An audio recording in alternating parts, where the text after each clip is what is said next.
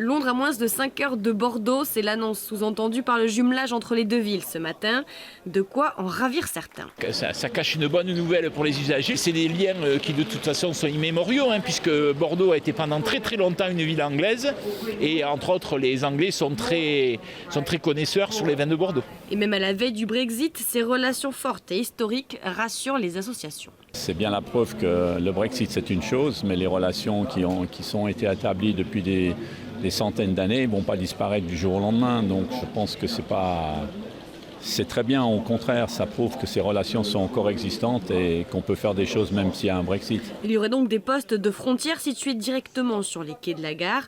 Et même pour les élus, Brexit ou non, rien ne met en péril le projet.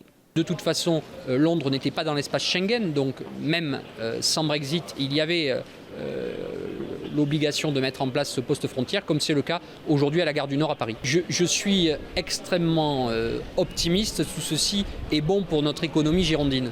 Les relations économiques sont déjà très importantes entre les deux villes. Beaucoup d'entreprises à capitaux britanniques sont implantées en Aquitaine. Pour SNCF, Gare et Connexion, ouvrir une voie de circulation ferroviaire a plusieurs avantages. Moi qui suis un cheminot, je préfère faciliter des échanges par le ferroviaire plutôt que par l'aérien. Et puis d'ailleurs, ce faisant, ça permet aussi de préserver la planète. Tous les arguments sont mis en avant et finalement tout semble prêt pour la création de cette ligne.